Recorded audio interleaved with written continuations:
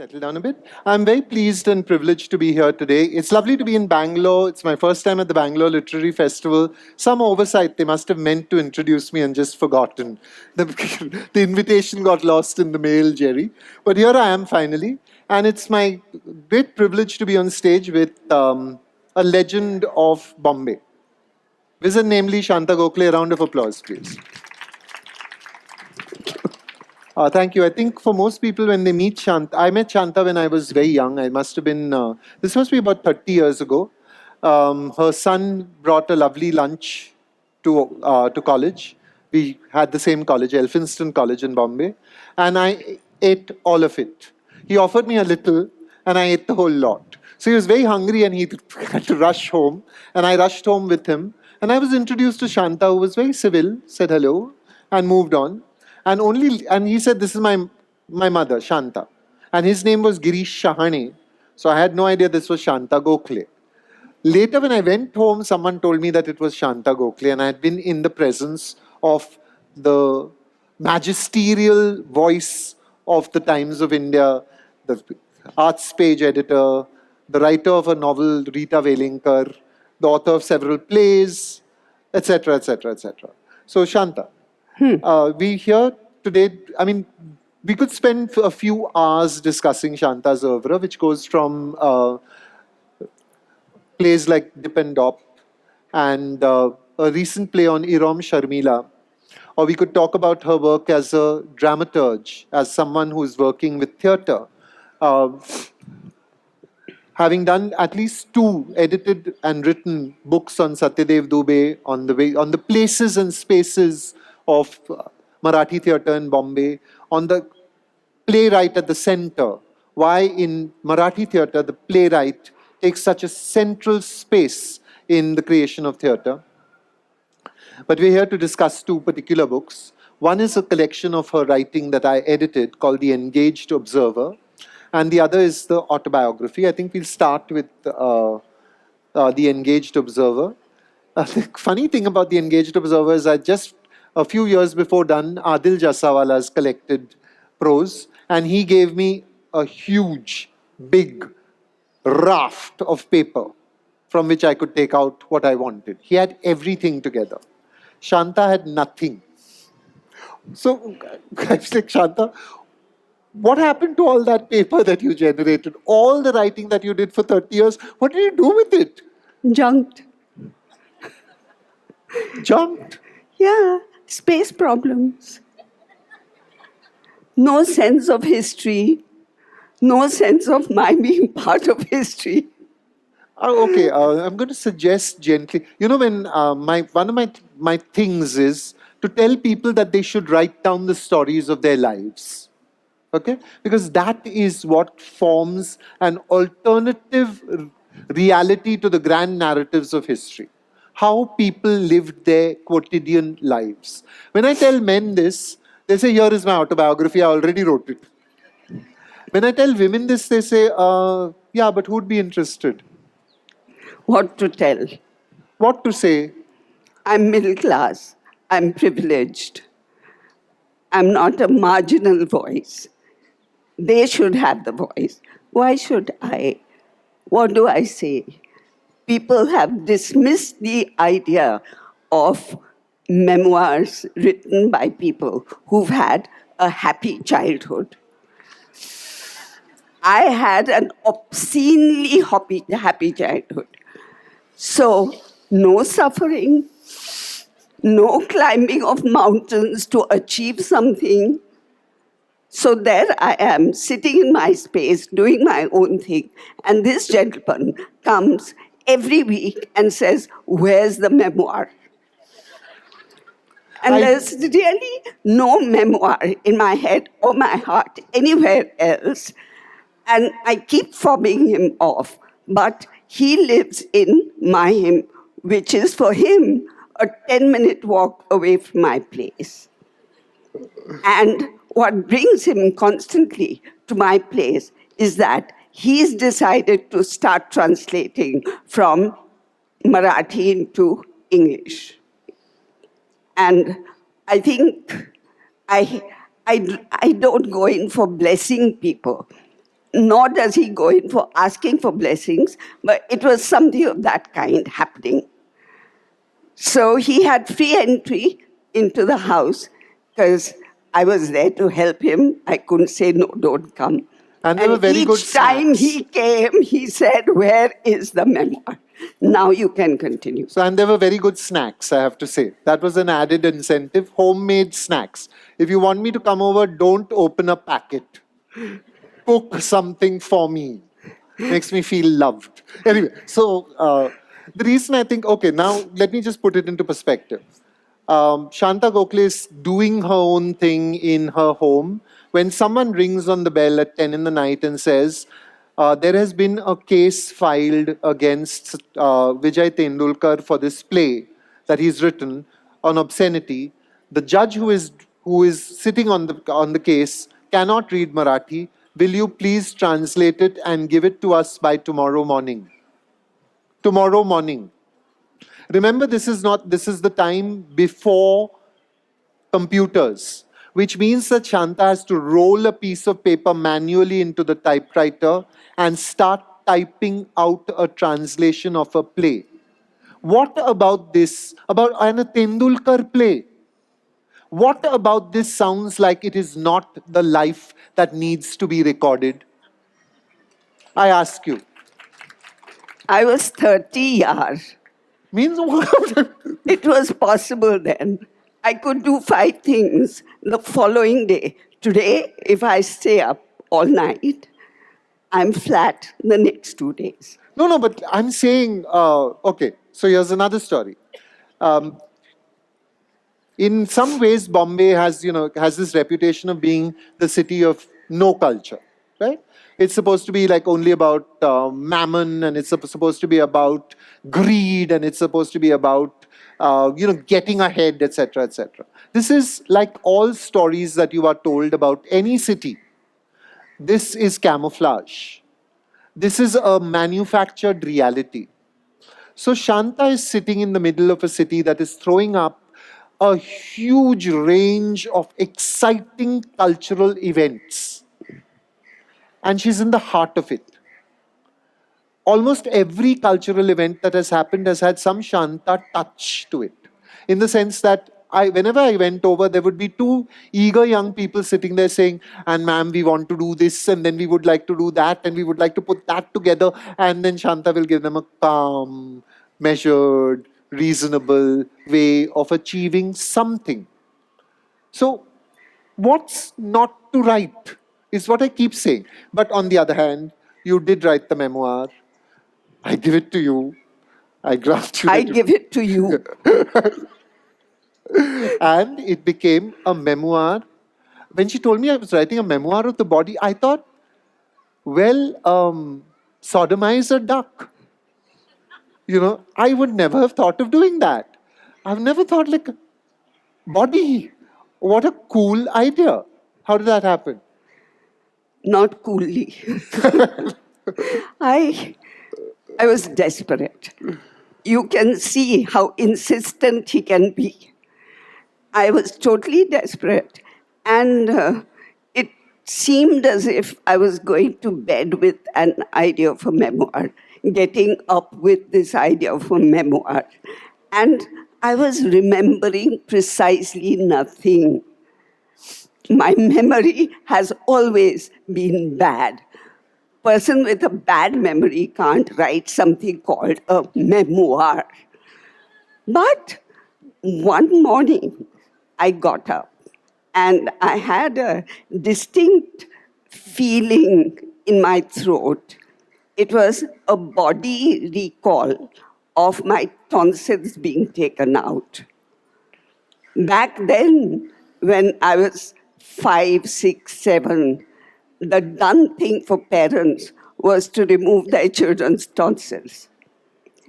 And this left me, I remember very clearly, with a kind of iron kind of feeling and a kind of gargly, bloody feeling in the throat, which I carried for days afterwards. And strangely, it came back to me that morning. So I thought, if that is such a vivid memory, and I don't seem to remember much else, then I have to go with that. And as soon as I said that to myself, following menstruation, following teeth taken out, following having babies, following menopause, it was all coming in a string. The structure of my memoir was made. I just had to go along and talk about it. That's how it happened. And this is interesting. For me, writing is an act of investigation. Like I start writing. This morning, I was telling kids, write a the. See what happens after the. Someone suggested house. So we had a house with green inhabitants at the end of that session. Green inhabitants is only children. But for Shanta, there is another process. And it is a process in which very carefully and very meticulously over time, but you should talk about your process. How do the books get written, the novels? Should I say the way you think they get written? Or I actually write it? Yeah. Who did I tell? I told you that she's going to slaughter me on stage. Yeah, that's it. Yeah, go ahead then.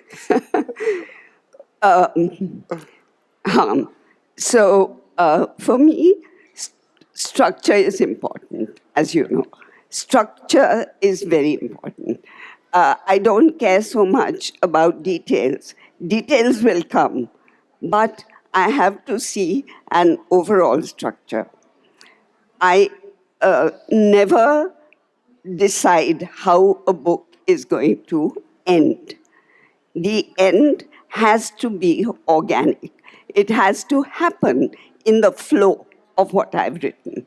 But I need desperately to know this line which I'm going to follow.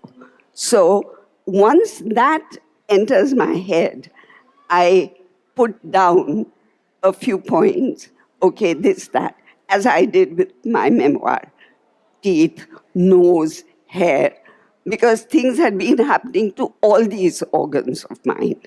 And once that was there, then at the end of it, obviously, I came to the end of life.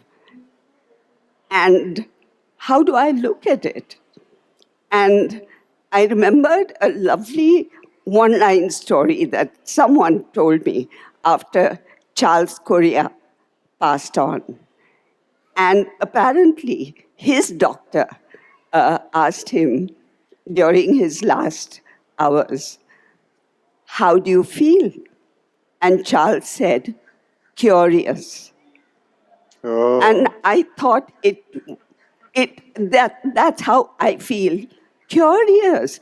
Except the whole problem is that you aren't going to be there to say, that's how it is. However, so I wrote this kind of chapter on death. But something in me said, no, you can't end like that. You have to end with what's actually happening to your body. And then I remembered that one of my feet has a bunion. And you go to a shoe shop, and they always offer you fancy, narrow-toed things, which I would find it impossible to get into. So I have this constant kind of argument with shoe shop assistant. Look at me. Am I in fashion, for God's sake? Why would I want to wear something that is fashionable? Just look through your old stocks and get me something that suits me. So that became my last chapter because I had just been to a Bata shoe shop and hadn't found the walking shoes I was looking for. So that was the kind of process through which this memoir went. But other books go other ways. Each book is unique by itself, in itself. The novel that you referred to, Rita, it's about extramarital relationships. And at the moment when I thought of this novel, there were 4 extramarital relationships happening around me. And I could see all of them were doomed. And no amount of talking and discussion with the women involved would set them off this path of commitment, love, dedication. And I kept saying, look at those men. They're going to walk out on you. They are middle-class men. They are married men. They have social duties to perform. They don't live for love. Please look at them with open eyes. And nobody was willing to look at them that way. So I thought, okay, I'll write a novel about this. It was actually exploring this whole idea of what happens to a woman who gives her all to a man who doesn't want to receive her all. And in the end, of course, I wanted my protagonist to come through a winner, because I have seen women like that as well. My first publisher turned down the manuscript, saying, why this optimistic ending? So I was totally lost for words. I said, thank you very much. And when it did get published, my feminist friend said, you mean she doesn't chuck him out of her life? So I said, no, she's been in love with him and she's still fond of him, and let them continue. What's the harm? So my feminist friends rejected me. And I must say, for a few years, I felt a little isolated. And then suddenly, I get a letter from a lecturer from some Sangli college or something. And he wrote to me and said, I'm trying to teach your novel to people who have never even conceived that a woman would be in love with a married man, she. But it's opening up their eyes, and all of us, thank you for it. So I thought, good, I have a space in this world. That's how that novel. Was the reception to the English novel any better when you translated it?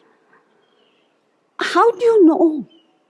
No, I mean the critical reception. I have noticed piles of people coming to you and saying how much they've loved your book, and piles of books on the desk for It's you not to about sign. me. Okay, hold on. No, wait.